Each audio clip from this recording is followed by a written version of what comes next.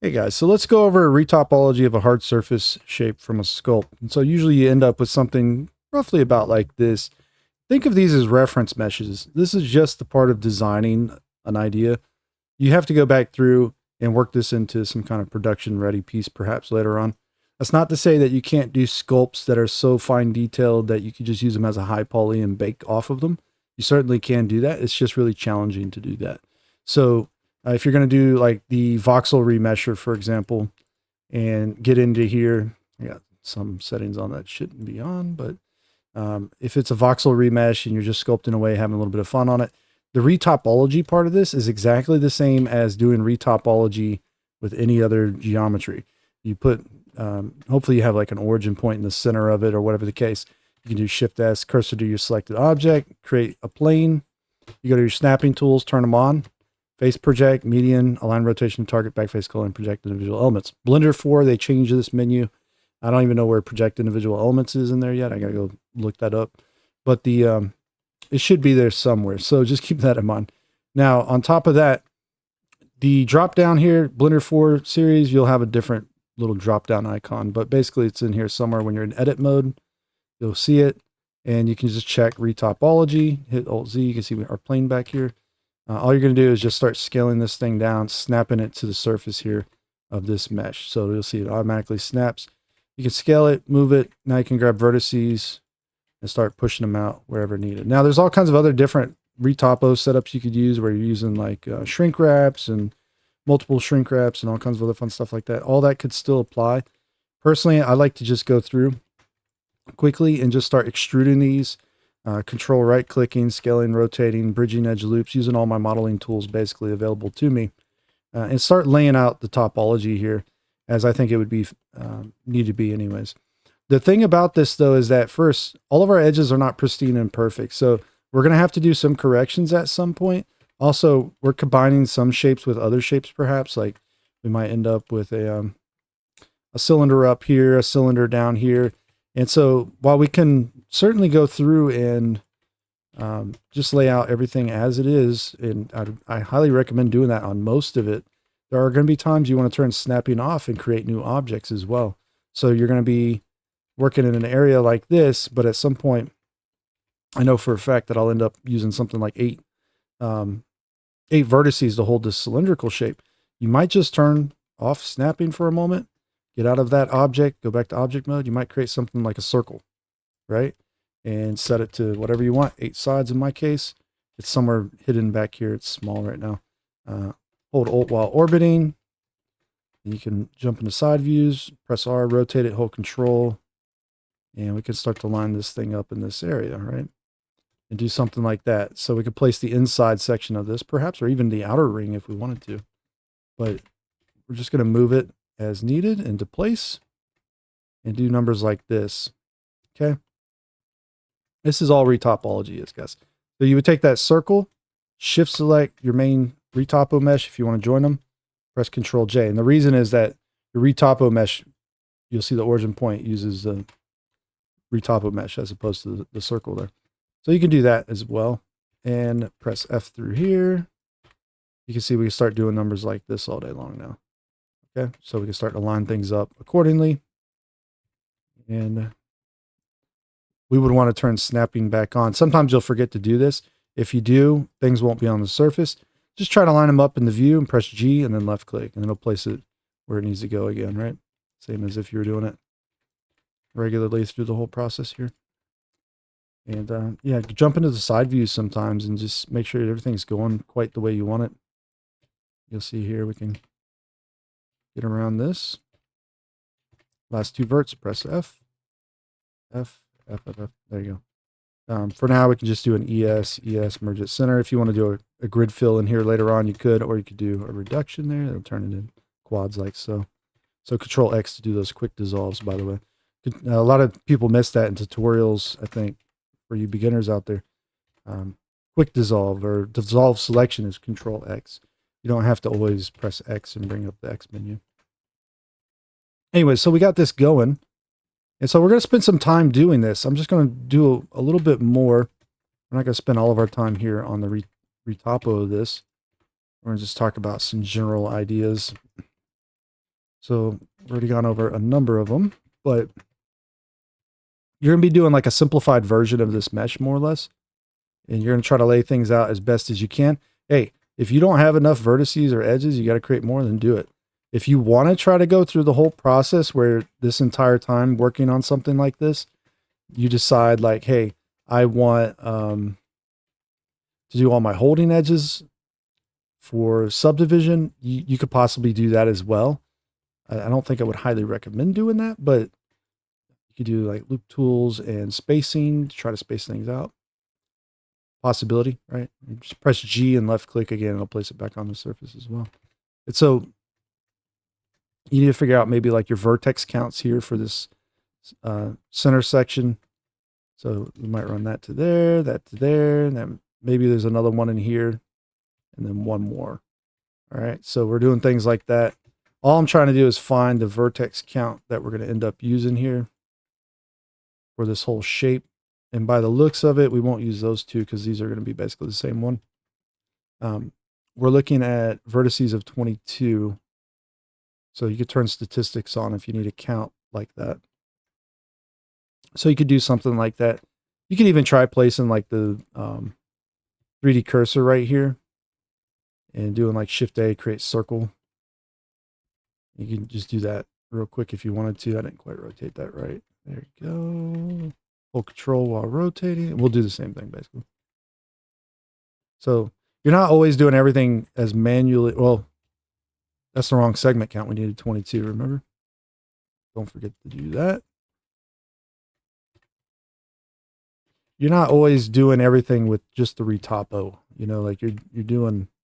Oh, you see we're snapping it right now by accident as well. Careful with that. In our case, it didn't look like it messed it up, but if it did slightly, you can use loop tools and recircle it. All right. So cylinders, of course, are going to be one of the most complicated things you have to work on. And you got to see, like, we got to make sure these all kind of line up with each other through this process. And some of them are going to be pretty far off, perhaps. And so this spacing is all over the place. And I'm hoping we had the right count here for 22, but if we didn't, we'll have a better chance of getting this right. And you can see this is just getting out of control now. Too many going on here. So we're going to just add a loop cut. And 24 would be more ideal in my opinion, but 22, whatever, we got it. Yeah, so we apparently were off a little bit. I counted that wrong. All right, that happens. But you see, like this one needs to start going through. We'll do these ones for now. All right, and so we get all the way to the center. We're good. We can loop cut in here. These aren't going to match with this one, so we'll have to just go through and press G and move those a little bit. I'll snap them to the surface. G, move it. And G, move it. If we want to realign them better, we could. And now we can just grab that. Press F and F. All right. Now, the whole reason I wanted to run through this like this, we're going to have to go through and start doing our holding edges at some point. There's no way to get around this. We will have to do holding edges if we go with the simplified kind of setup here. Main reason being that right now, if we subdivide this, it'll be soft. That's why we do the holding edges later, right? It's easier, in my opinion, it's easier to do those later as opposed to doing them right off the bat. So we'll make this one short and then do that. Sometimes they come in backwards. If you don't see backwards faces like that, backface colon is how you do that, okay? So I know that's backwards. I'll Alt-N, flip it, and we'll do that. We get used to working that way at some point or another with backface colon on. All right, but basically, yeah, so we can see this is starting to happen here. It doesn't take too long to do a simplified retopo. If you're doing all your holding edges, it might take much longer. Not to say you can't go through and start beveling things and retopoing that way. Like if you want to go through here and just grab this whole loop at the top, grab this edge going down, and you want to start doing things like bevels like this and mouse wheeling up and creating little setups like this. I mean, this is a possibility. Sometimes it's better to do things in order or even like large selections of just various edges. And so you'll see you actually want something maybe more like this here in this area, but it's not guaranteed. You can always use weighted bevels. So you tag edges like this with a mean bevel weight, usually of 1. You add a bevel modifier. You're going to set profile to 1, bevel segments to 2. You're going to do clamp overlap off possibly, and outer emitter, set it to arc or it won't do quite correct, okay? You change your bevel sizes here. So when you mark bevel weights on the end panel, press in, bring out that panel, you'll see it'll add those bevels for us. So all we'll have to do later on possibly is go through and correct this like free vertex here that doesn't turn into a quad or nothing. But you could also leave it as an ingon technically. It depends on how far you want to go. So we hit Control 2 and we subdivide, you'll see we have like shading issues here. Like I was saying, cylinders are real hard to work with. In reality, when this blows apart like this, if we turn off optimal display, you'll see what it's doing. Not the greatest setup there.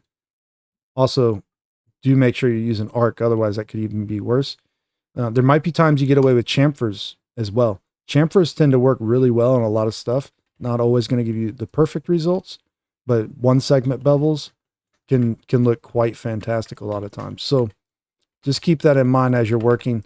You know, you want to pay attention to your topology. Ultimately, if you're struggling with this, the main reason you're going to be struggling is because you don't understand topology well enough.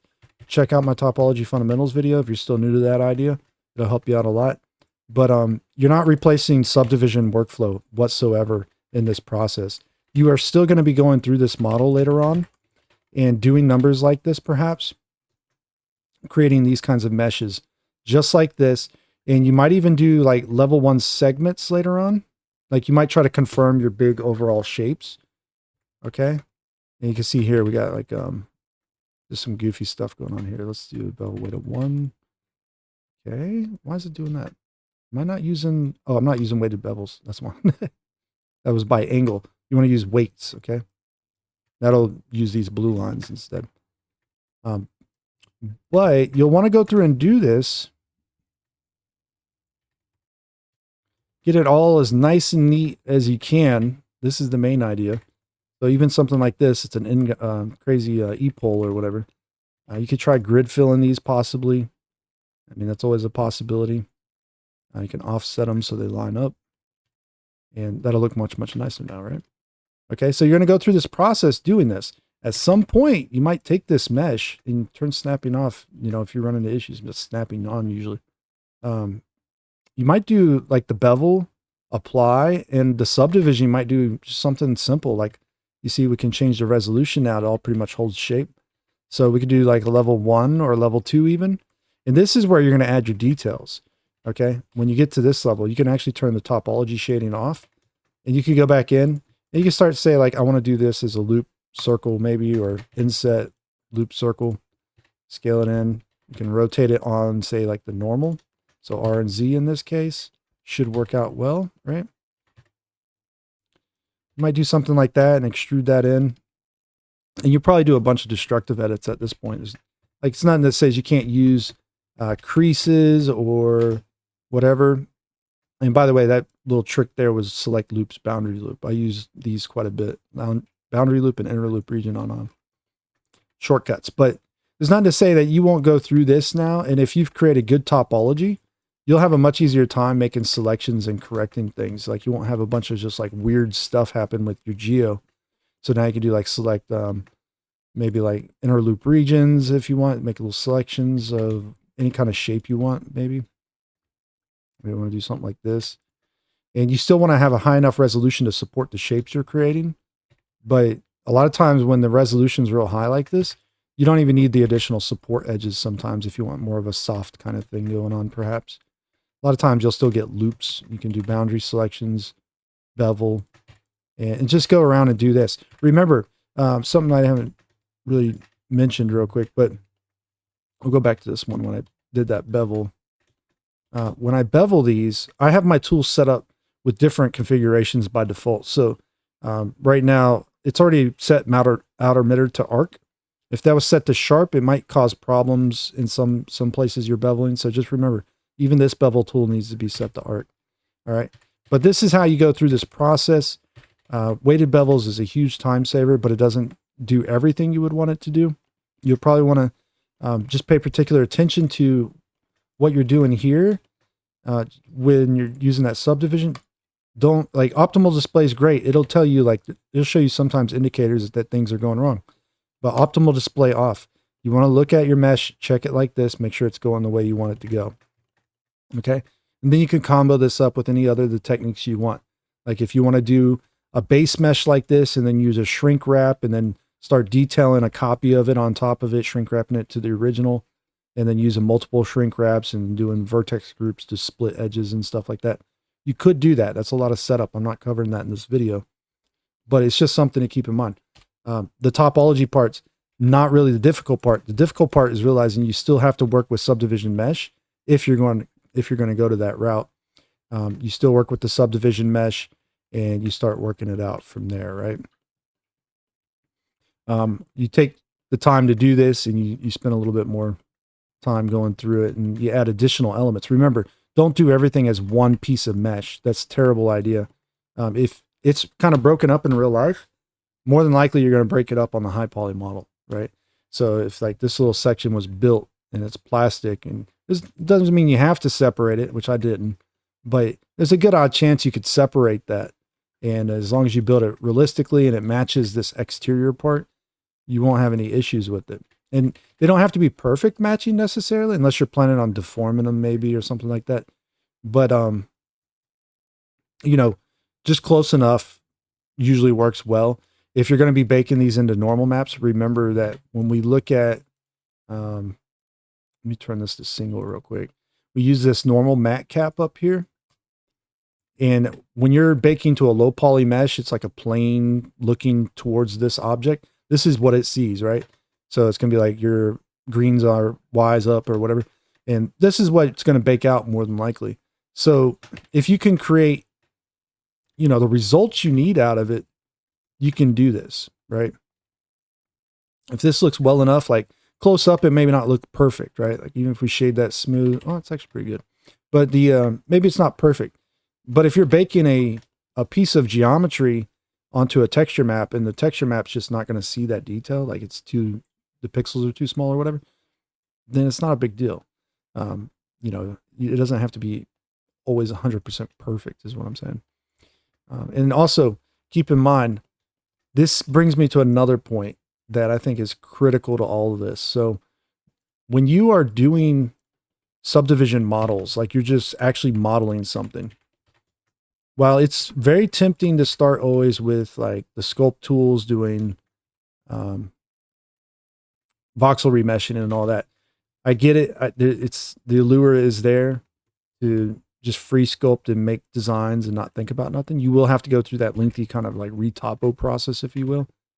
But if I do like an inset, hit B and do this number, and I start doing some modeling like this, I do polygonal modeling from the start. Okay. I want to mention this, that when you do these types of meshes like this, you start working them all out, whatever shapes you're trying to create here, possibly.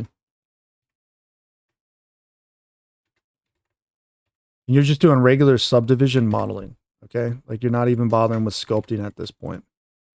We could grab things like this, use loop tools, maybe relax it or something, right? And then maybe we want to pull these out.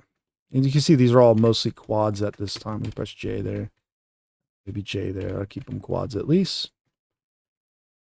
Usually quads work best. If you can avoid E-poles and N-poles, it's also useful. And try to keep everything with like a vertex with 4 edges coming out of it. That's not always possible. Obviously, like this inset shape here, like a quarter of an inset, you get an N-pole. Sometimes you can't avoid things like that. It also helps you control your edge flows as well. Anyways, with that out of the way, this is not a topology video, but when you start modeling things like this, you can do like creases on edges that you want to remain sharp, perhaps. And it doesn't always give you the results you want, maybe, but you can also try doing creases. You can see how we can start working this like this, right?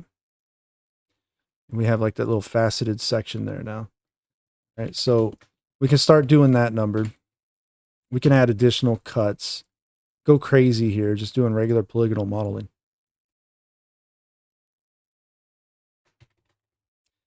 I'm just going to pull that up. I was going to do something different, but. And then we'll do a knife cut out to the side. I don't like this edge being like that, so kind of one of those things, just looking at it, you know. Got a triangle down here. You can use triangles and n-gons a little bit. Just remember that triangles turn into n-poles and n-gons turn into e-poles. Right? If you subdivide them.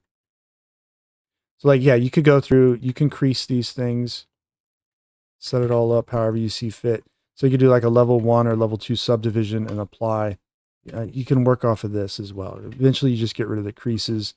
And this can be a little bit complicated of a process to do this number, but it's possibility. So you can create your main shapes. And now you have a higher density mesh to go through and start working. So that's one of the tricks with subdivision in general, is that once you start getting to a higher resolution, you can add a lot of detail. But to get to this resolution, you have to really know what you're doing with that base topology. Because like if you want to go to this detail level right here, there's nothing that says you can't, right? It's nothing that says you can't go to this level. But you're looking at like doing edits like this now. You can even subdivide that again. You can get a lot of detail out of it. But it's not really always needed either. I'm going to show you why. This is the whole reason I started going through this process here. Because we get to this point here, we know our topology is good or whatever, fine. But if we're doing like perfect little squares, you see how they're like, some of them are rectangles. You want to try to make squares, not rectangles. Okay. I messed that up a little bit, but you can get perfect little squares going everywhere and no topology errors. Right. So really, you have to really practice subdivision modeling. That's the whole thing about this. You really got to think about like what you're creating, how you're doing it, and you know, like things like errors when you see them, like how do you fix them? Merging them at center there in that case might help out. I don't know all the solutions on this particular one. It's all over the place, but maybe something close to that. near to that anyways. That could be better. So I'd have to work that out and maybe do some collapses or dissolves or whatever to get something better going there. Like that might be a little bit better. We might be able to actually take this edge and recut it back out. We still get this n-gon over here. That's what I was trying to get rid of. Anyways, so we go through this whole process. As long as we don't have major topology issues, we can add a multi-res to this. All right. So that's the trick. You want to add a multi-res and not a regular subdivision. If you add multi-res, get rid of this guy. Don't save your Blender file until you do. If you do, and I don't know if it's been fixed, but last check, if you have a multi-res and a subdivision, you save your Blender file. When you try to load that Blender file, it doesn't load no more. You have to append everything from it to a new Blender scene. And then, so it gets annoying. But that's how you save your file if that ever happens. So nonetheless, we got this going now. We can subdivide this thing up. Turn off optimal display. Look, we're subdividing it with the multi-res. Same process, basically. We can take it up to something like this. And we no longer have to touch this with like edit mode necessarily. Like we could still go in here and tweak things if we wanted to. No problems. We can still do like insets and extrudes and symmetrizes even, right? If we have Mesh Machine. Symmetrize that up. Let it subdivide. Whoop. Multi-res. That's a little bit misleading. Just careful. It does happen. Turn the preview up at least 1 or 2 times so you know that what's going on there, right? So that way when you're in object mode, at least 1 time, you know it has a subdivision on it already instead of trying to hit Control 1 or whatever. Anyways, so we go back into sculpt mode. This is our resolution. If we had hard surface alphas, this is the time to use them, right? Really, this is the best time to use them. But that's not to say you can't go in here and you can try to do more refined edits now on top of this, right? So if you want to use like the masking tool and see if I can even use it, for some reason it's not working. I have issues with Blender sometimes. It doesn't like me when I try going crazy with the mesh. But anyways, maybe I didn't have that object selected. Oh, you know what? No. Interesting. My mask tool decided not to work. Oh, I got unchecked. Okay. Yeah, so I had unchecked face sets earlier. I probably unchecked mask is what happened. So there's always a ability to turn that on and off. Yeah, so you can create masks still going around in here. Press A, mask menu, you can clear it, you can invert it, or whatever the case, right? So if you want to make like little selections, you had hard surface alphas and everything else, you want some symmetry on it, maybe. Not that direction, apparently. Let's do this one. Yeah. Okay, so if you want some symmetry, you could do this. Oh, by the way, you're going to make your way into Substance Painter at some point as well. You can do a lot of work over there still. Just don't think you have to do everything here. And also there's the ability to use something called floaters. That's another huge time saver. But sculpting's fun too. So you can do things like this. You can invert them. You can use mesh filter. It's usually set to inflate by default. But you can inflate these or deflate these. And you can see it's still relatively low poly actually. And that's the thing. So like when you use this mask tool, you want to be careful with this one. You probably want to, if I can undo it, I guess it's not going to let me. There it goes. All right. You probably want to take that subdivision up to what you want it to be first for like your almost like your end result. You want to do like one less usually. And then at the very end, you can hit it with one more subdivision and it'll smooth everything down just a little bit nicer, usually. But like say you do something like that, you mesh filter it, you invert, and you deflate, right?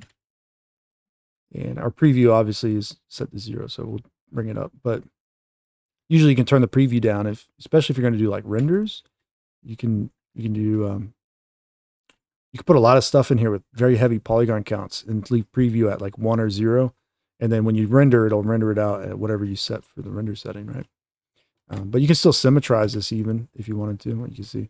And hard surface alphas at this point would be just the best part of it. But you do this in little pieces and chunks for a whole object, not, like, so it's going to be a lot more powerful when you do it with a bunch of individual pieces. Because a lot of times your pieces themselves, they can remain very simple, right? Like individual little sections. You don't have to go too crazy with it. And you can go through this process where at the very end of it, you might add a multi-res and you start sculpting on this some more and you add some details, or you maybe clear that mask. Maybe you just want to scrape an edge up or something, right? And so if you want to add some damage or something, this is kind of the way that a lot of people sculpted for a long time, where you make that base mesh, that subdivision mesh, and then you can just go crazy on it, right? And doing that for hard surface here in Blender is still one of the more efficient ways of doing that. Not even starting with the sculpt necessarily. But, you're going to have to learn subdivision, poly modeling, subdivision. You're going to have to play around with the sculpt tools and go through this whole process. It's all combined together. And retopology is really the bridge between just a dirty voxel remesh and a nice subdivision mesh. That's all retopology is, in my opinion. That's how I look at it. The actual act of creating the topologies is still polygonal modeling / subdivision modeling, right? So you need to study those more so than maybe doing the retopo part. It's not too much difference. But you can see here on this one, this was in fact, this is using a multi-res, and you can use things specifically on certain shapes. You can use radial rays when it's like a cylinder. So you can do numbers like this as well. Let me try like a draw tool. You see, so if I wanted to do that, and then maybe I want to scrape it a little with maybe this one. Or fill it even, and then scrape it. Yeah. All right. So yeah, if we had made them the count match there, it would be better. Anyway, so you can do that. You can add a multi-res. Cylinders are real easy to do this on because obviously they're very simple. If it's a simple cylinder anyways, it's very easy to go through here and do all that. And then at the very end, you want to check subdivide one more time, go for it. It'll just make it a little bit smoother. Also, if you're going to bake these things out, just keep in mind here, you'll probably apply this multi-res, and it's going to look almost like you did no different than using the voxel remesher to begin with. You're going to add a decimate. And a little trick here that I just learned recently is that when you decimate, oop, not read, no. Make sure I got that right. Okay, decimate, use smaller values usually, like 0.8 instead of like 0.1 or something. Use smaller values. It'll actually break apart a lot nicer, but you got to use multiple decimates, which is kind of annoying. But you'll start decimating it more or less. It'll usually have less errors and get to a lower count in triangles. But for this video, since we don't have the time, or I don't want to spend the time doing like 20 decimates or whatever it ends up taking, it can take a number of decimates, right? I'm just going to do a 0.4. And you might even take it down to something like 0.4 first if you want to just do a bunch real quick. But you can see it's starting to become a lower triangle count. And that's the main idea. It's because you don't want to have all your individual pieces being 2 million faces necessarily. When you're trying to bake a whole object, perhaps that's kind of a bad idea. So if you can start to break them down, you can see now we're a little bit lower. Let's do another decimate. We'll do like a 0.5 on this one.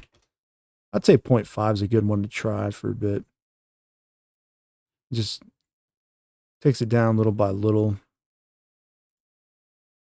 You just don't want to create errors in it.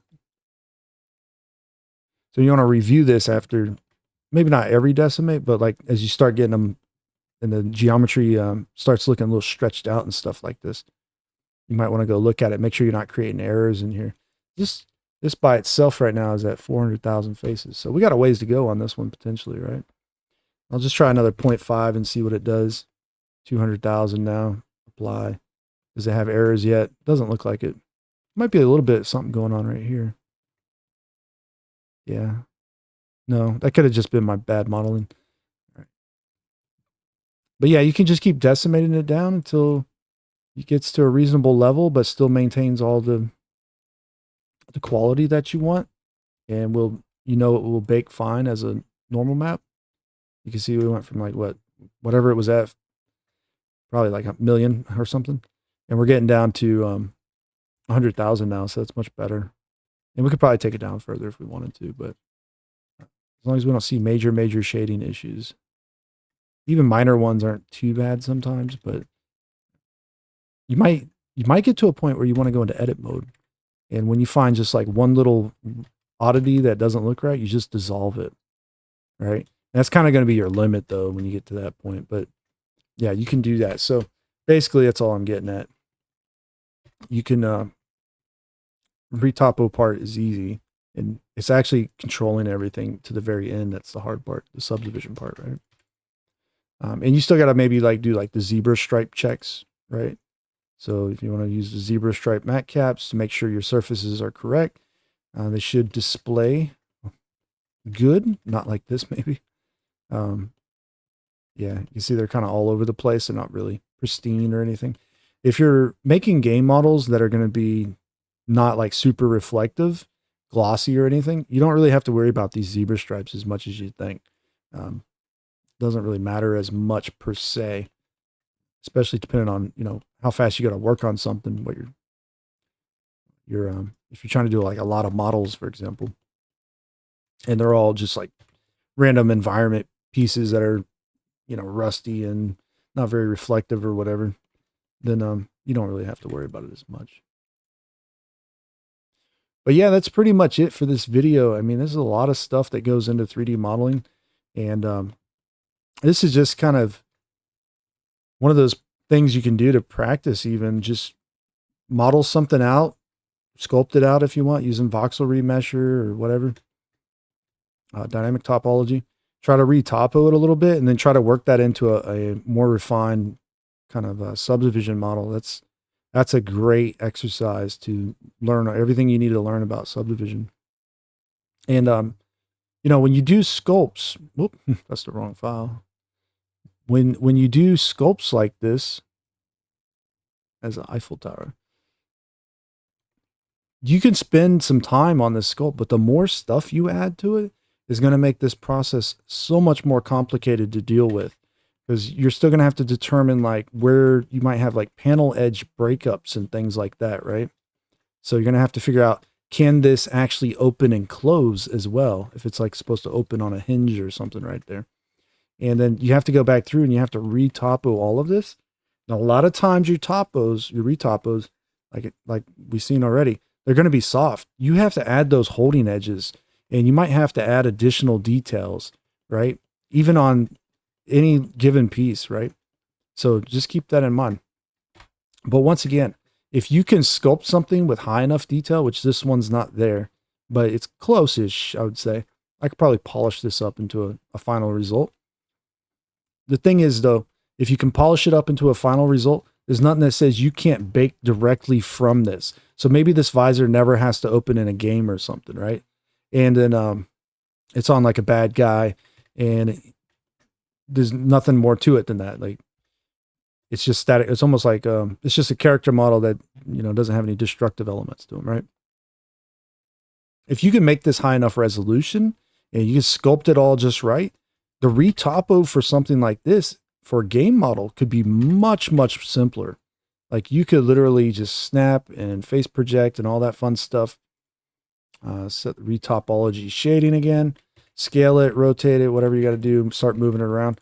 And depending on what platform the game is for, should I say, is going to determine how detailed this even needs to be. Like, if you're doing very low poly models for like mobile or something, and you still need a normal map for some reason, so you want to do some high to low bakes, like, there's nothing that says you have to go crazy with this as far as detail goes. Like, you could just make something like this and start working it out, basically, right? I want to make sure my origin point's at the same spot. I always mess that up, apparently.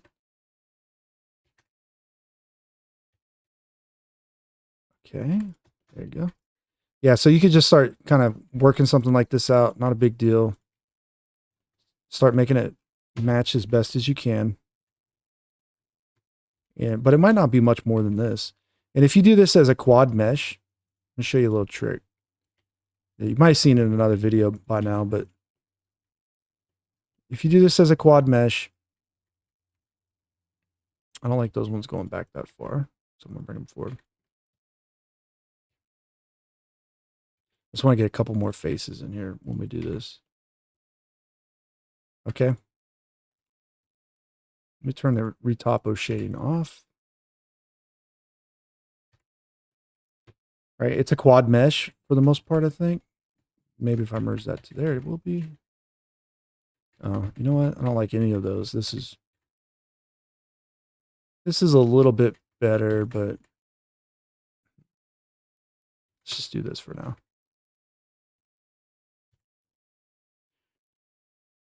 So if we add a multi-res to this and we subdivide it a few times like this, you can see we got the basic form of the idea anyways. We could take this and we can also shrink wrap this.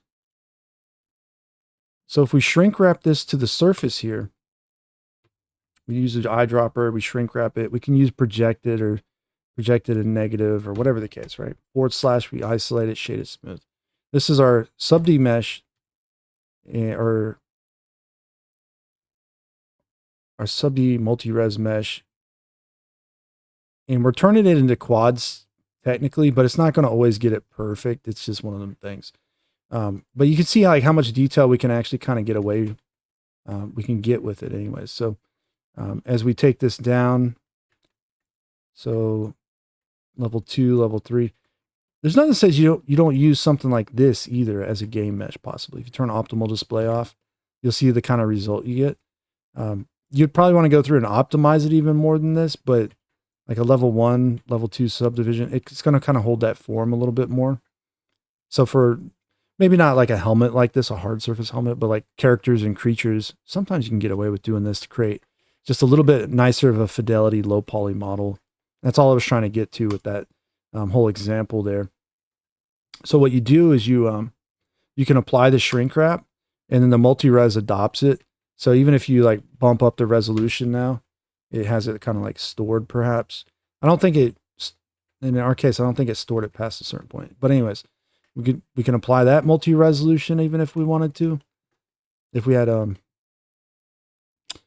yeah, anyway, so if we had shrink wrapped it with more resolution on it, probably would have been looked nice. Anyways, so we could do something like this, and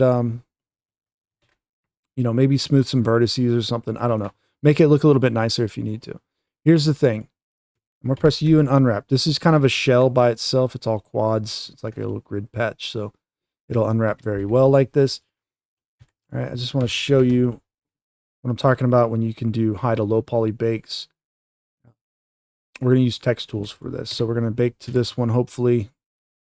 We'll do baking, this mesh here, and I just want to name this real quick so I can find it again. We'll call it helmet or something. And then we'll do this one here, and we'll call it helmet underscore low.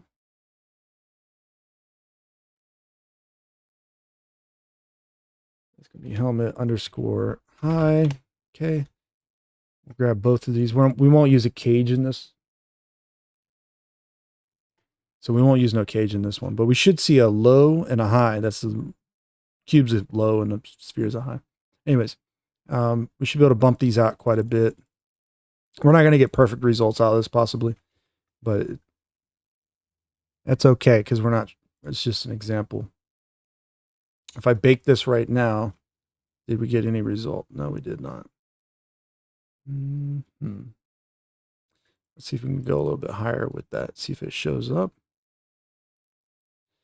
Or maybe I went too far. Let's just put the cage out for now. We'll see what happens. There we go. All right, so you see like all this detail still came in here. And look, a voxel remesh, this is a 512 by the way. Let's just jump it up to like a 4096. No anti-aliasing or nothing from Blender here. Using the text tools add-on again if you missed that. But we're gonna do a 4096. Blender's a slow baker. It doesn't deliver great results for the bake. Use Substance Designer if you can, or Substance Painter or Marmoset. Okay. So the 4096, we can see we got this going on. This we might start seeing, yeah, see the little voxel issues and stuff. Okay, so you definitely want to do a little bit higher of a resolution sculpt. Like you would want to make it a lot nicer than that and smooth it down maybe. But it's not too bad either. Even at 4096 for just this face section, it's not too bad. Okay, so this is what I wanted to point out about those voxels. Like, yes, you can absolutely, you can in fact make voxel sculpts that bake to low polys and use them, right? If your system can handle it, I'd even recommend doing it if you could. It's going to be I feel like it's a little bit slower, but the quality that you can get out of it sometimes is pretty good. But you still have to retopo it to make a low, right? And if you want more detail on your low, and you have a lot of different parts and pieces, that can get a little complicated. But let me go ahead and just add image texture. I should be able to load up that normal map. Plug it into color, normal, boom. Go to material preview. We'll give it metallic properties, but we'll keep it rough. So we can just look at it. And we can see what's going on with that guy now. So that low poly mesh receives the detail for the most part. And of course, this isn't 100% the way you're going to end up baking either. You might need to use cages or marmoset and stuff like that. But just a quick preview at it. You can see every face that is drawn here was like looking down at the surface below it, basically, is what was going on. And so all these are just kind of looking in at the model, more or less. So it's picking up some of the cavities and crevices pretty well. Certain things where it's like kind of a dead stop in, you don't see anything there. You might want to like taper these kinds of edges and stuff when it comes to baking. But it's one of those things like that once you realize like what baking actually is, like how you control it and how you deal with all of that, it's actually pretty simple. It's not too crazy. And like your mesh, ultimately, I want to try to do that one more time, full screen. You figure if this was like a 4K video, we would probably be like this close to it. You can see that's not going to cut it for 4K for sure. I don't know if you would even want to do 4K with a texture map like this. You'd probably be better off modeling it. So, or like if you're doing like for the quality level that you're going for, if it's a high quality, you probably wouldn't even use just textures for all this. You probably model quite a bit of that extensively. But for low poly stuff, maybe you're doing like mobile games on browser, whatever, wherever you're doing whatever project you're working on. This should work out for a lot of stuff anyways. It's a simple, easy way of kind of getting that project started. Of course, you notice I only did the one piece though. There's still a whole nother side of this that never got touched, right? Like we would have to do a whole character and all kinds of other fun stuff and so on and so forth. A lot of detail, a lot of time can be spent on getting that just right to do a high poly sculpt that you're going to bake from. That's all I'm going to get at. Anyway, so this video went on a lot longer than I was planning on it going on for, but hopefully you learned a lot. And if it helped you out, leave a like, subscribe, comment below, tell me what you think, and I'll check you out in the next one. All right, take care.